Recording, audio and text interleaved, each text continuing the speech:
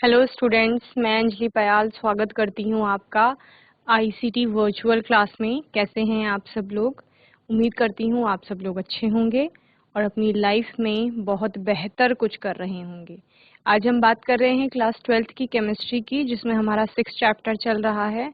तत्वों का निष्कर्षण हम पढ़ रहे थे, उसके लिए अलग अलग प्रक्रम देख रहे थे और सिद्धांतों की बात कर रहे थे। ठीक है, हमने क्या कहा? खनिज हमें प्राप्त हो गए हैं, खनिजों में अयस्क छांट लिए हैं, अयस्कों का सांद्रण हो गया है। सेम चीज रिपीट होती है बार बार, तो आपको याद रहता है। ठीक है, तो आपका सांद्रण हो गया था अलग अलग विधियों से। भौतिक विधि, आपकी रासायनिक विधियां आई, उनमें आपने देखा किस तरह से सांद्रित किया गया अयस्कों को। ठीक है, यानी अयस्कों से आपके जो गैंग मैट्रिक्स के पार्टिकल थे यानी अशुद्धियां थी, उनको अलग किया गया। ओके, और उसके बाद जब सांद्रित अयस्क आपको प्राप्त हो जाती है तो आप देखते हैं कि वो कौन सी कैटेगरी या किस टाइप का अयस्क है। वो सल्फाइड हो सकता है, कार्बोनेट हो सकता है और आपका ऑक्साइड भी हो सकता है। आपने कहा कि जो ऑक्साइड वाले अयस्क होते हैं उनको आसान होता है उनसे आपके धातु को निष्कर्षित करना। ठीक है, तो धातु, ऑक्साइड से धातु का निष्कर्षण इजीली हो जाता है एज कंपेयर टू धातु के सल्फाइड और धातु के जो आपके कार्बोनेट्स होते हैं उनकी तुलना में। ओके, तो हम क्या करते हैं फिर? अगर हमें सल्फाइड और कार्बोनेट भी प्राप्त हो रहे हैं तो उनसे हम ऑक्साइड में उनका क्या कर लेते हैं? परिवर्तन कर लेते हैं या उनको बदल लेते हैं। तो जब भी ऑक्साइड में किसी का परिवर्तन होगा, इसका मतलब ऑक्सीजन वहां पे जुड़ रही है, तो उसको क्या कहा जाता है? ऑक्सीकरण कहा जाता है। यानी तो सांद्रित अयस्क है, उसका ऑक्सीकरण होगा। ऑक्सीकरण करके हम उसको ऑक्साइड में कन्वर्ट कर लेंगे। अभी हमें धातु के ऑक्साइड प्राप्त है, अब उसको ऑक्सीजन वाला पार्ट वहां से हटाना है। यानी जब ऑक्सीजन हटती है उसका मतलब होता है क्या करना? अपचयन करना या रिडक्शन जिसे आप कहते हैं। तो अब उस धातु ऑक्साइड का क्या होगा? रिडक्शन किया जाएगा। तो धातु ऑक्साइड के रिडक्शन के लिए भी आपने अलग अलग तरीके से देखे। उसके बाद आपको क्या प्राप्त हो गई थी? धातु प्राप्त हो गई थी। फिर आपने कहा कि ऊष्मागतिकी के कुछ सिद्धांत इसके लिए पढ़ते हैं, जहां पर आपने एलिंगम डायग्राम पढ़ा। ओके, उसके लिमिटेशंस भी देखे और इस तरह से हमने वहां पर फिर क्या पढ़ी? वात्य भट्टी के बारे में पढ़ी, जहां पर आयरन का निष्कर्षण हो रहा था। और साथ ही आपने क्या देखा? साथ ही कॉपर और जिंक का निष्कर्षण भी हमने देखा था। ओके, तो होपफुली इतना आप लोगों ने अच्छे से रिवाइज किया होगा। आज के सेशन में इन्हीं टॉपिक्स के हम कुछ क्वेश्चंस करेंगे। ओके, तो क्वेश्चन दिए जाएंगे, आपको उनका आंसर बताना है और हम भी उनका आंसर आपको बताएंगे। ओके, आइए चलते हैं अपने स्मार्ट बोर्ड की तरफ।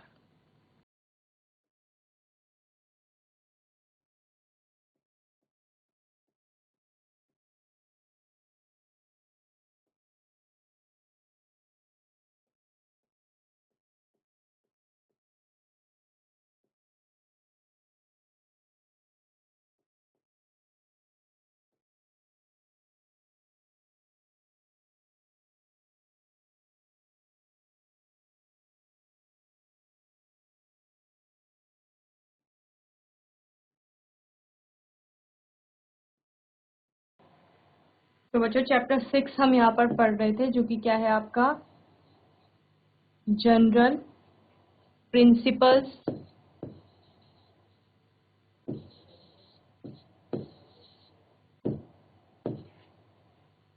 एंड प्रोसेसेस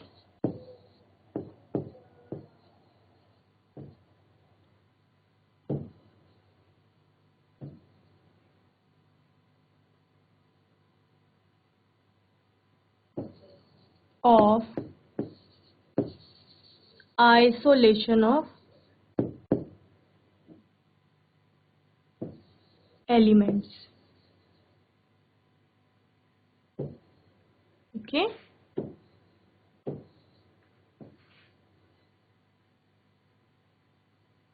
तो इसमें हम कुछ क्वेश्चंस यहाँ पर लेकर चल रहे हैं, उनके आंसर आपको बताना है कि उसका आंसर क्या होगा। ओके, चलिए, क्वेश्चन नंबर 1 है आपका। जो अभी तक आपको टॉपिक्स पढ़ाए गए हैं उन्हीं से हमने क्वेश्चंस को लिए हैं।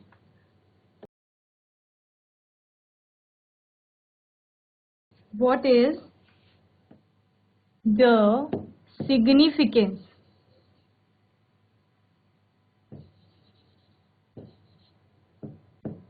What is the significance of leaching in the extraction of aluminium?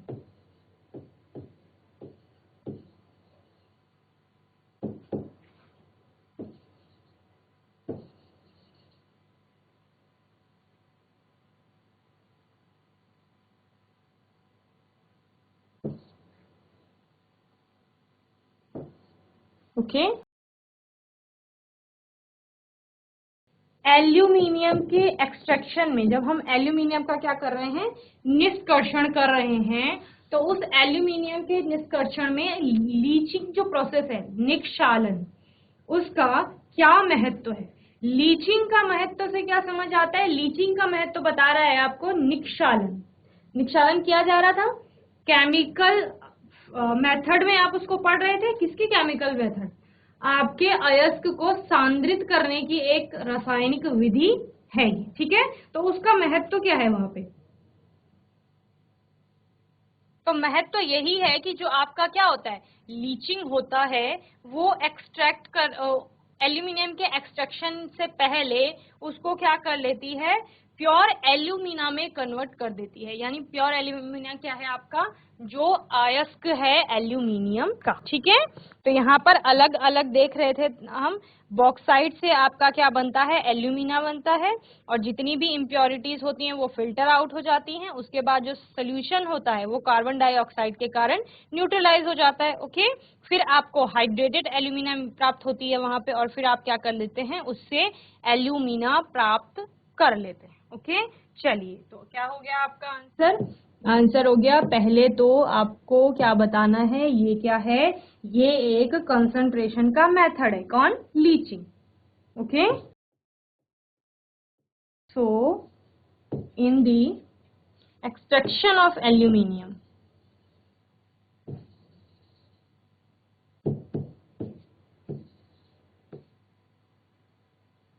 यानी आपके एल्यूमिनियम के निष्कर्षण में क्या हो रहा है, द सिग्निफिकेंस, जो महत्व है वो क्या है, significance of leaching is to concentrate, यानी सांद्रण करना, ठीक है। शुद्धिकरण भी ये वर्ड कहीं कहीं पर आता है। Concentrate the pure alumina,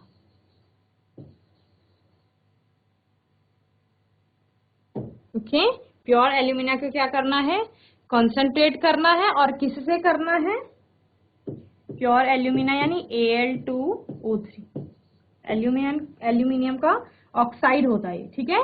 from, इसको करना है फ्रॉम बॉक्साइट ओर से,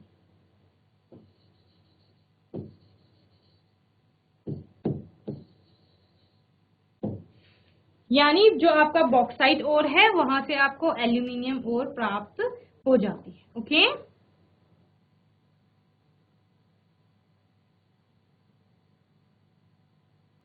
आगे इसकी रिएक्शंस देखते हैं। पहली रिएक्शन आपकी आती है Al2O3, यानी जो आपको एल्यूमिनिया था आपके पास, वो सॉलिड में थी आपके पास, उसमें आप क्या डालते हैं, सोडियम हाइड्रोक्साइड डालते हैं। सॉल्युबिलिटी तो देखते हैं आप निक्षालन में, ठीक है, जो कि एक्वस सोल्यूशन होगा। प्लस इसमें क्या डालेंगे, 3H2O डालेंगे। तो इस रिएक्शन में आपको बनता क्या है आपका, तो बच्चों जो यहाँ पर आपका प्रोडक्ट बनेगा वो क्या बनता है, 2NaAlOH का होल 4, जो कि एक्वस फॉर्म में होता है, ठीक है। ये प्रोडक्ट बनता है। तो इस प्रकार ये क्या बन गया आपका, सोडियम एल्यूमिनेट इसे कहा जाता है। तो सोडियम एल्यूमिनेट आपको पहले प्राप्त हो जाती है, ठीक है। देन आप क्या करते हैं, इस सोडियम एल्यूमिनेट में दूसरा क्या कह रहे हैं, ये तो आपको प्राप्त हो गया है, अब क्या करेंगे, impurities are then filtered and solution is neutralised. Okay, जितना डिसॉल्व होना है वो डिसॉल्व हो जाता है, और उसके बाद जो अनडिसॉल्व पार्टिकल रहेगा, सोडियम हाइड्रोक्साइड प्लस 3H2O कहा हमने, तो उसमें एल्यूमिना को डिसॉल्व करना होता है। Al2O3 जो आपका है उसको डिसॉल्व किया, उसको डिसॉल्व करने के बाद आप क्या देखते हैं कि कुछ तो ऐसी वो होंगी जो कि क्या कैसी रह जाएंगी, अनडिसॉल्व रह जाएंगी। ओके, तो ये आपका बॉक्साइड वाला होता है Al2O3, और यहाँ से आपको एल्यूमिना प्राप्त करनी है। तो बॉक्साइड को आपने डाला NaOH और 3H2O में, जितना पार्ट डिसॉल्व हुआ वो डिसॉल्व हुआ, बाकी फिल्टर आउट कर लेंगे। ठीक है, तो देन क्या लिखेंगे, इम्प्योरिटीज आर, इम्प्योरिटीज यानी कि जो उसमें अशुद्धियां हैं, ठीक है, आर देन filtered and जो उसका सोल्यूशन होगा उसको क्या कर दिया जाएगा, न्यूट्रलाइज कर दिया जाएगा। द सोल्यूशन इज न्यूट्रलाइज्ड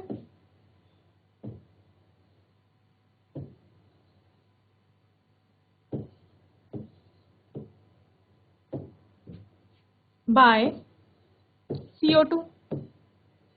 तो इसमें भी आपकी अब एक क्या आएगी, केमिकल रिएक्शन आएगी। ओके, यानी अब जो आपको सोडियम एल्यूमिनेट प्राप्त हुआ है 2NaAlOH का होल 4,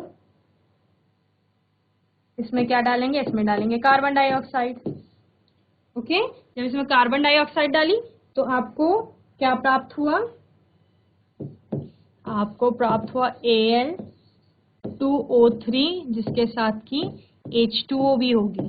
ठीक है, XH2 मान लेते हैं उसको।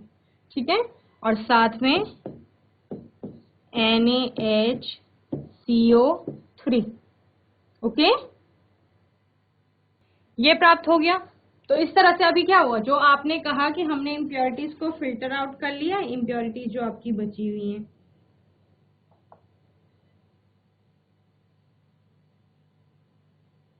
अब आपको जल योजित एल्यूमिना को छानकर सुखाकर गर्म करते हैं और उसमें पुनः शुद्ध Al2O3 प्राप्त कर लिया जाता है। ओके, तो आपने क्या कहा कि अभी जो Al2O3 आपके XH2O मिल रहा है तो उसमें पानी भी है, हाइड्रेटेड है। वो हाइड्रेटेड को डिहाइड्रेट करना है तो क्या करोगे, गर्म करेंगे, सुखा देंगे, तो आपको क्या प्राप्त हो जाएगी, शुद्ध एल्यूमिना प्राप्त हो जाएगी।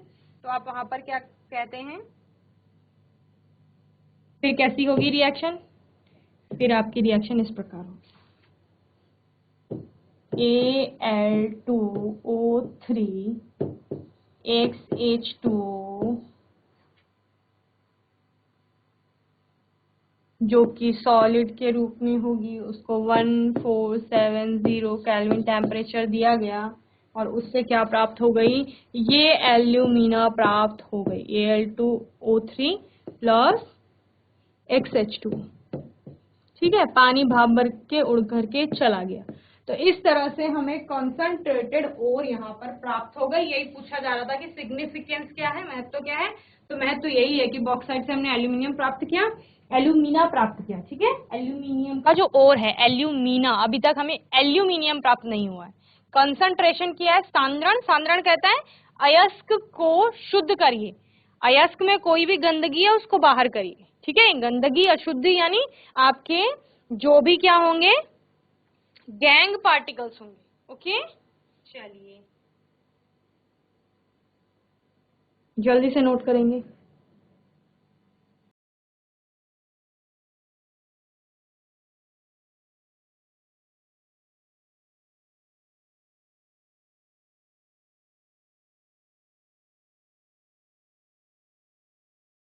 नेक्स्ट क्वेश्चन है आपका,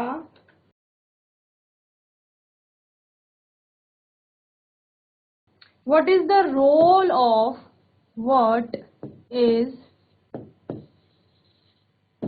द रोल ऑफ डिप्रेसेंट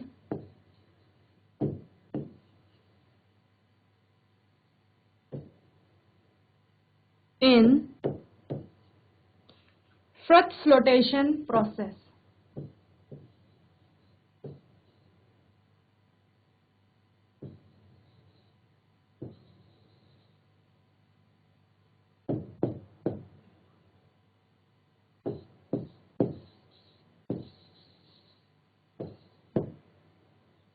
चलिए बताइए, फ्रथ फ्लोटेशन प्रोसेस क्या था? फ्लेन प्लवन विधि थी आपकी, झाग प्लवन विधि भी आप उसको कहीं कहीं कहते हैं, ठीक है। यानी कि आपको क्या किया जाता है, वहां पर फोम की तरह बनाया जाता है जिसमें आपके सल्फाइड जो अयस्क होते हैं वो सेपरेट हो जाते हैं, ठीक है। उनके सेपरेशन के लिए वहां पर डिप्रेसेंट यूज किए जाते हैं। तो आपका आंसर है, बताएंगे आप वहां पर कि ये क्या है, एक कंसंट्रेशन का मेथड है। किसमें? फिजिकल मेथड के अंतर्गत ये आता है। The role of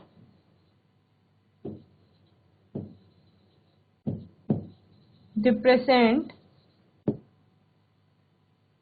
is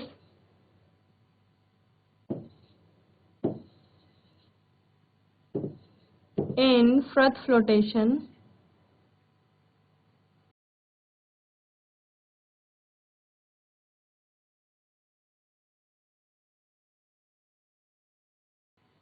is to set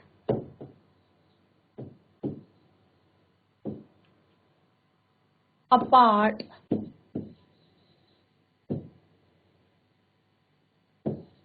two sulfide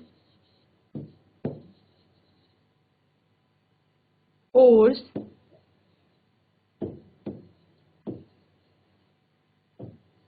through selective prevention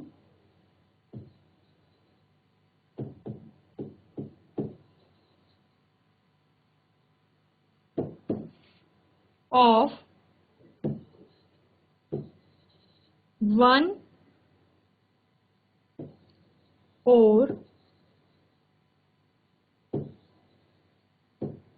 from the frothing।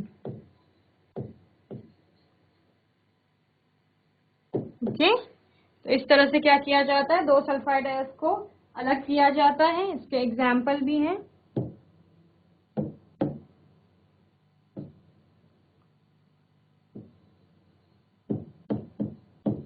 NaCN जो है is a use to separate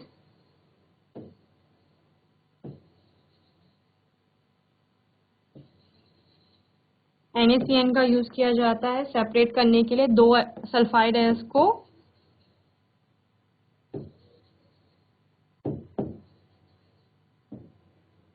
जो कि क्या क्या है आपका, एक लेड का सल्फाइड है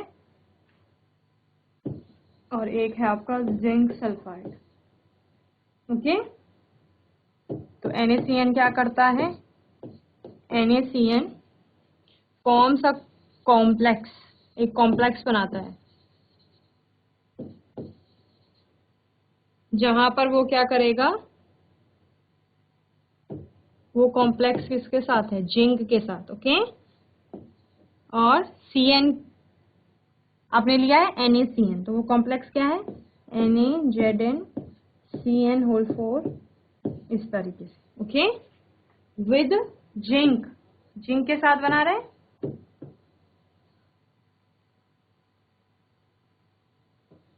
on the surface of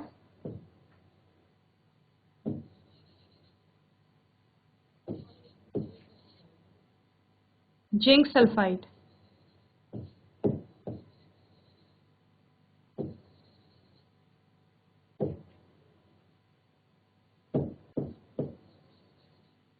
Thus, selectively preventing ZNS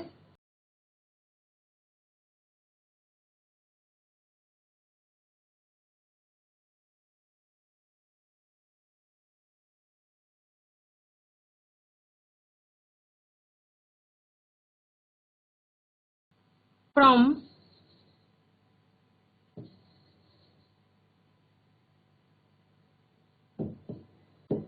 frothing। Okay, चलिए, तो क्या कह रहे हैं, कह रहे हैं कि जो आपका डिप्रेशन का रोल है वो किस में है, डिप्रेशन का रोल आता है आपका फ्रथ फ्लोटेशन में।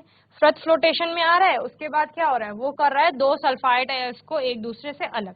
जहां पर आपने एक एग्जांपल भी लिया कि जो आपका NaCN होता है वो जब लेड के सल्फाइड और जिंक के सल्फाइड को अलग करता है तो किस प्रकार करता है कि वो जो NaCN है वो सिर्फ किसके साथ, जिंक के साथ एक कॉम्प्लेक्स बना रहा है और जिसके कारण फिर वो अलग हो रही है। ओके, रिएक्शन देख लीजिए इसके, 4 NaCN प्लस ZnS, दोनों मिलकर के क्या कर रहे हैं, Na2ZnCN4 प्लस Na2S। ओके, इस तरीके से।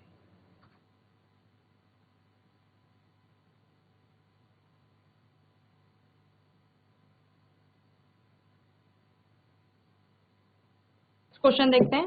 क्वेश्चन नंबर 3 है आपका, write down the reaction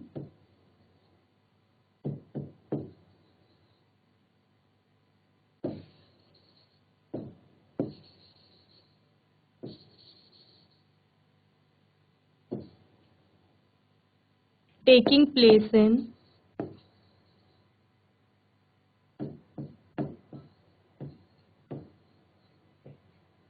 different zone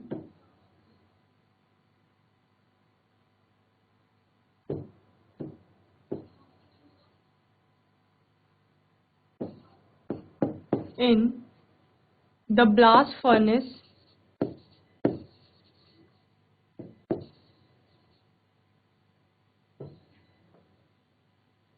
during the extraction of iron।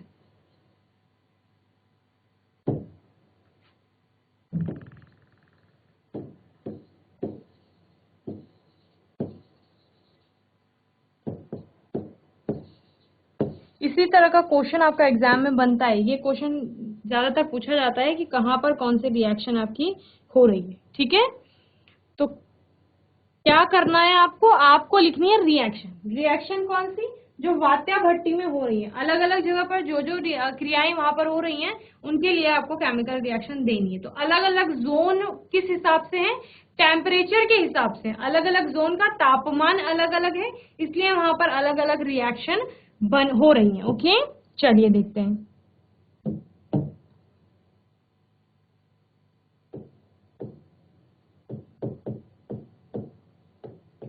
Inside a blast furnace, एक ब्लास्ट फर्नेस के अंदर यानी वात्या भट्टी के अंदर, आयरन ऑक्साइड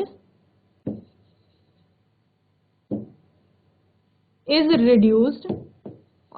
आपको पता है वहां पर क्या हो रहा है, अपचयन हो रहा है। और किसका हो रहा है अपचयन, ऑक्साइड का हो रहा है। और कैसे हो रहा है, अलग अलग तापमान पर हो रहा है। Inside a blast furnace iron oxide is reduced at different temperature.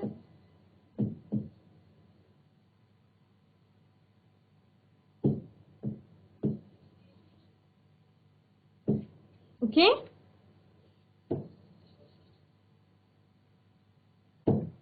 अलग अलग डिफरेंट जो टेम्परेचर है उनके रेंज में, और वो हम आगे देखेंगे एज गिवन बिलो। चलिए देखते हैं अलग अलग जोन। पहला जोन है आपका एट 500 to 800 केल्विन।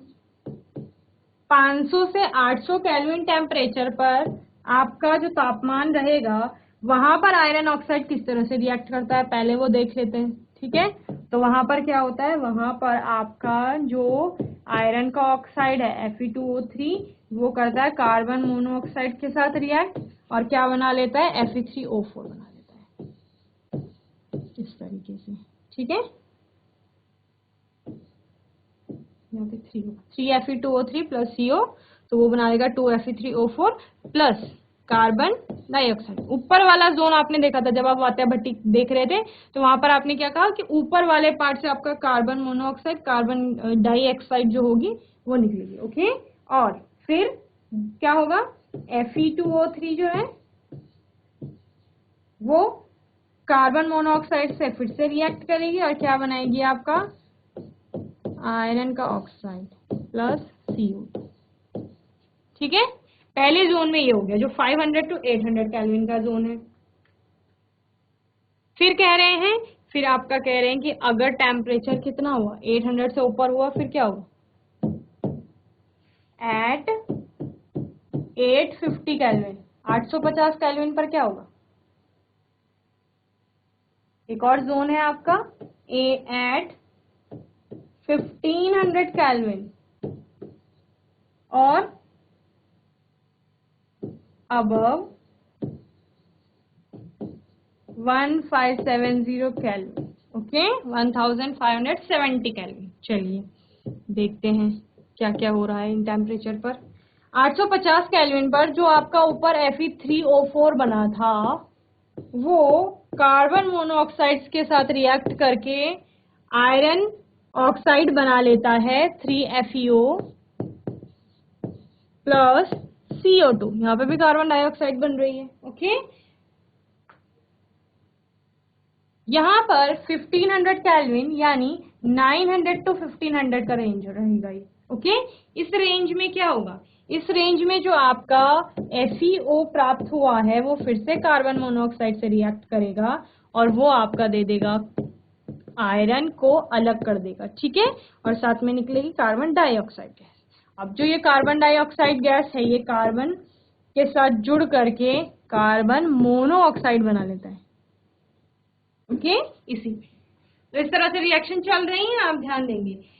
अब टेम्परेचर जब 1570 केल्विन चला गया है तो वहां पर क्या होगा, वहां पर जो आपकी कार्बन है वो ऑक्सीजन के साथ जुड़ करके बना लेगी CO2, ठीक है। आपका जो FeO है वो कार्बन से जुड़ करके कार्बन मोनोऑक्साइड बना लेगा और आयरन को अलग कर देगा, ठीक है। तो इस तरह से आपका रिएक्शन चल रही थी और आपने क्या कहा, यहीं पर हमने CaCO3 भी डाला है क्योंकि जो अयस्क आपने डाला है ओल, लाइमस्टोन एंड कोक को आप ऐड करते हैं, ठीक है। उससे CaO कैल्शियम का ऑक्साइड प्लस CO2 अलग हो जाता है और सिलिका भी है वहां तो SiO2 प्लस CaO ये दोनों मिलकर के क्या बना लेते हैं CaSiO3 जिसे कि आप धातुमल स्लेज कह रहे हैं, ओके। तो इस तरह से हमने क्या देखा, इस तरह से हमने वात्या भट्टी में अलग अलग जोन देखे और वहां पर हमने रिएक्शन होते हुए देखे। हमने कहा कि वहां एट 500 to 800 केल्विन टेम्परेचर पर आपके आयरन के अलग अलग ऑक्साइड प्राप्त हो रहे हैं। 850 पर आपका क्या हो रहा है, FeO प्राप्त हो रहा है। वहीं 1500 केल्विन और 900 के बीच में जब टेम्परेचर रहेगा तो वहां पर FeO जो है आपका वो कार्बन मोनोऑक्साइड से जुड़ के आयरन अलग कर रही है, ठीक है। कार्बन मोनोऑक्साइड यानी रिड्यूस कर रहा है FeO को, समझ रहे हैं ना। फिर वहां पे कार्बन डाइऑक्साइड प्रोड्यूस हो रही तो वो कार्बन से जुड़ के कार्बन मोनोऑक्साइड बना लेती है। फिर अबव 1570 केल्विन क्या हो रहा है, कार्बन और ऑक्सीजन जुड़ के कार्बन डाइऑक्साइड बना रहे हैं। आयरन का ऑक्साइड जो हो रहा है वहां पर कार्बन उसको रिड्यूस कर रही है, कार्बन मोनोऑक्साइड बन रहा है और आपका आयरन अलग हो रहा है, ओके। और इसी तरह आगे आपने दो रिएक्शंस और देखे, ओके। चलिए जल्दी नोट करेंगे फिर नेक्स्ट क्वेश्चन देखेंगे।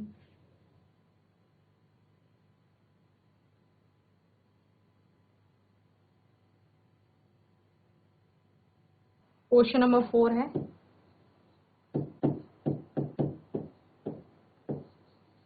What is calcination.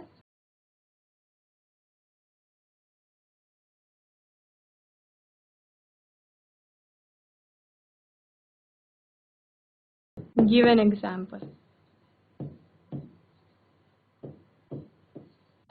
ठीक है। तो कैल्सिनेशन बताना है कि कैल्सिनेशन आपका क्या होता है। कैल्सिनेशन यानी निस्तापन।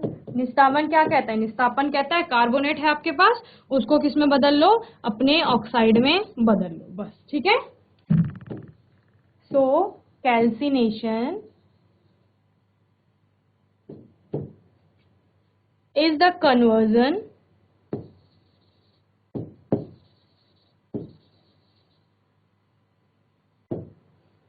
ऑफ कार्बोनेट और हाइड्रोक्साइड भी हो सकते हैं आपके, एंड हाइड्रो ऑक्साइड और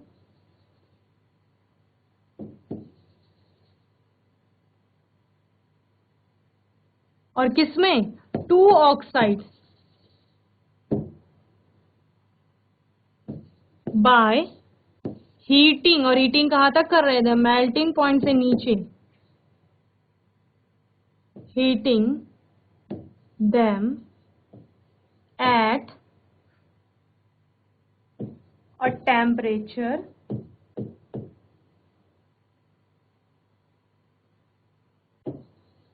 below their melting points. Okay, MP melting point. And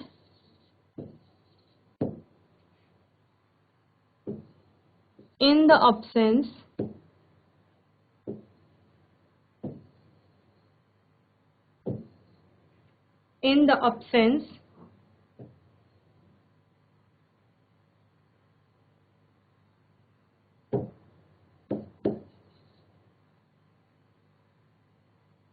किसकी absence में, और in a very limited supply, किसकी absence बोली जा रही है और किसकी लिमिटेड सप्लाई बोली जा रही है, एयर की. Okay, very limited supply of air. यही आपका डिफरेंस भी होता है भर्जन और निस्तापन में, यानी कि जो आपका क्या है कैल्सिनेशन और रोस्टिंग है उसमें डिफरेंस भी यही आता है कि जो आपका क्या हो रहा है, सप्लाई हो रही है एयर की, वो रोस्टिंग में ज्यादा एक्सेस अमाउंट की बात करते हैं आप. वहीं पर कैल्सिनेशन में आप क्या कहते हैं, या तो एब्सेंस है एयर या फिर क्या हो रही है, लिमिटेड सप्लाई ऑफ एयर हो रही है, तब रिएक्शन हो रही है.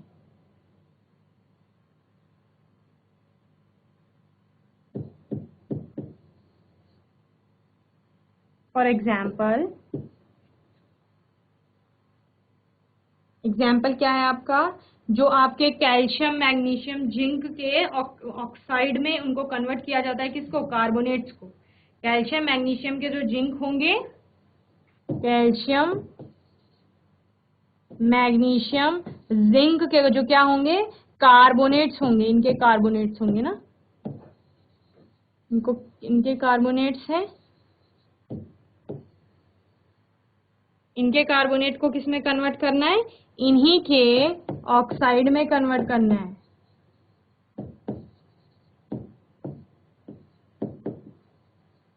ओके, यही क्या है आपका कैल्सिनेशन है. चलिए एक रिएक्शन लिख लो. जिंक का है आपके पास कार्बोनेट ZnCO3, इसको कन्वर्ट कर दिया ZnO में प्लस CO2 में. ओके, और आपके पास का था क्या, आयरन का हाइड्रोक्साइड Fe2O3 to 3H2. ठीक है, इसको कर दिया ऑक्साइड में convert, Fe2O3 plus thrice H2, पानी अलग कर दिया इससे. ओके, तो इस तरह से ये क्या हो गई आपकी कैल्सिनेशन. ओके, तो होपफुली इतना आपको आज समझ में आया होगा. आज के सेशन में हमने क्या क्या देखा, आज के सेशन में हमने सिग्निफिकेंस देखा लीचिंग का इन एल्यूमिनियम या एक्सट्रैक्शन ऑफ एल्यूमिनियम में. दूसरा हमने क्या देखा, फ्रथ फ्लोटेशन में जो आपका डिप्रेसेंट होता है उसका रोल क्या होता है, वो हमने समझा कि दो सल्फाइड अयस्कों को अलग करना है तो उसके लिए डिप्रेसेंट चाहिए आपको. ओके, और रिएक्शन पूछी गई हमसे कि वात्या भट्टी में ब्लास्ट फर्नेस में अलग अलग टेम्परेचर जोन में जो आपकी क्या होती हैं रिएक्शंस होती हैं, जो भी क्रियाएं वहां पर हो रही हैं उनके लिए समीकरण दीजिए, केमिकल रिएक्शन दीजिए. ओके, व्हाट इज कैल्सिनेशन हमें पूछा गया, यानी कि आपका निस्तापन क्या है और उसके लिए उदाहरण भी बताइए.